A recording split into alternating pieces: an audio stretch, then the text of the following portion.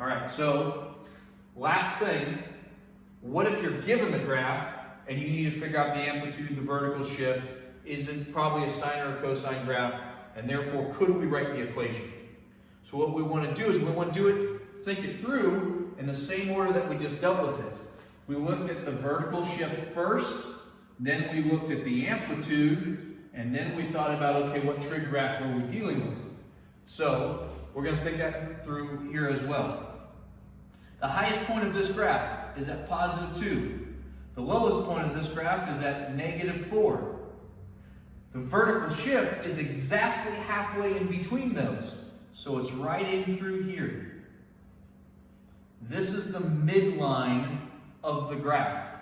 Well, what number is that midline at? Some of you can just do it in your head. That was at negative 4. Some of you can do it in your head and just kind of go, oh, that's negative 1.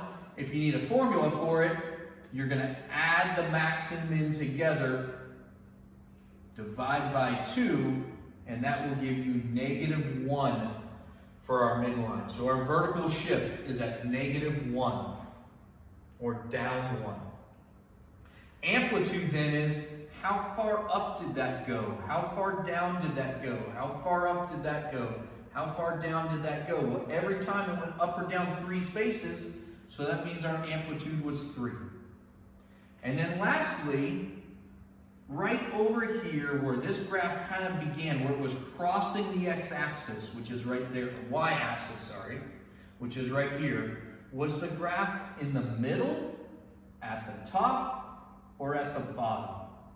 Here the graph was in the middle, and that indicates I'm probably dealing with a sine graph. So let's combine all that together into our equation. Y equals, the amplitude is 3, sine of x, and then put the vertical shift at the end, minus 1. So there's our equation. So let's try the same thing over here. My high end of this, if I can read this, I believe that's a 2 and that's a 6.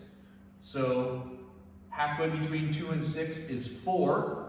And so there's my midline of my graph. And my vertical shift now is up 4. My amplitude then, this stretches up 2 spaces and down 2 spaces. So my amplitude is 2. And right here where I'm crossing the y-axis, this point is kind of at the top of its movement, which indicates that I'm probably dealing with a cosine graph. And therefore, y equals 2 cosine of x plus 4. So there's how we deal with amplitude and vertical shift, or the midline of a graph for a sine and cosine function.